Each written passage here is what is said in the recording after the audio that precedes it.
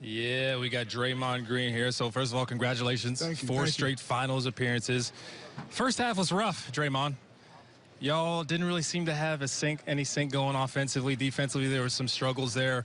What was your mentality going into halftime? Is it just we know we can kill them in the third quarter?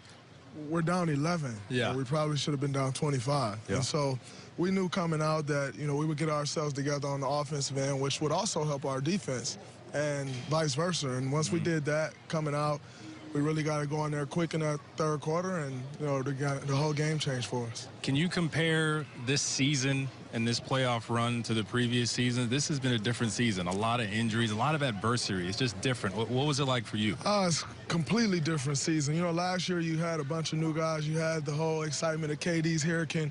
Everybody saying, oh, it's not enough balls, and this, that, and the other.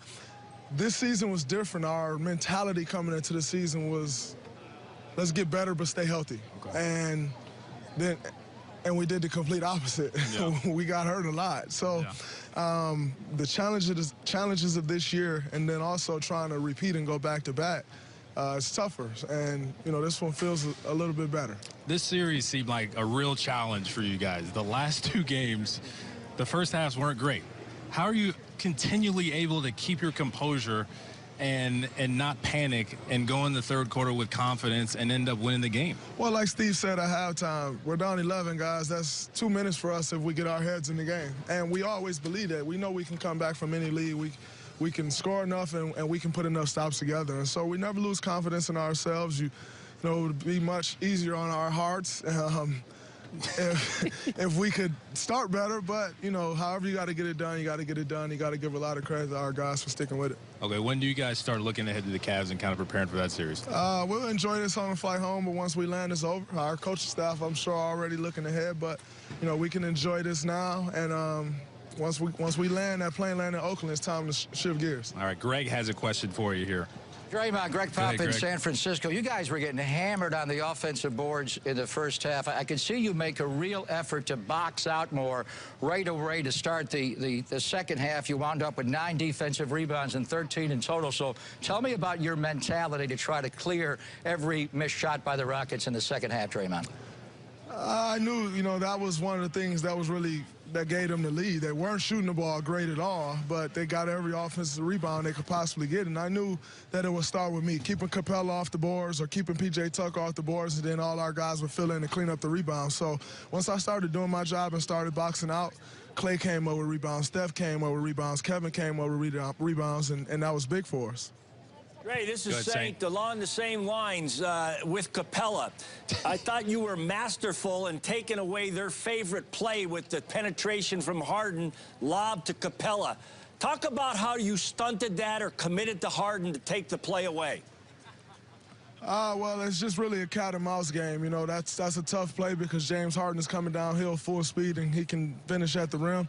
But one thing we're really doing is if he was going to shoot a floater, you have to live with the floater. But the dunk is a guaranteed 2 points. So sometimes I would go, sometimes I would fake and stay back. And it was just a game throughout this entire series of trying to, take that lob out the game because they really feed off that. And it really seems like it's more than 2 points for them because of the energy that it brings to their team and to their crowd when Capella catches those lobs. Yeah, Draymond, Coletta already asked you about Cleveland, but give me more thoughts on the Cavaliers. And they have changed completely when you saw them on Christmas Day and MLK Day in Cleveland. They completely changed your roster. I know you'll lock in on them more in the next couple of days, but you're always watching basketball. What's going to be the challenge now in this 4th straight year against LeBron James and the Cavaliers, Draymond?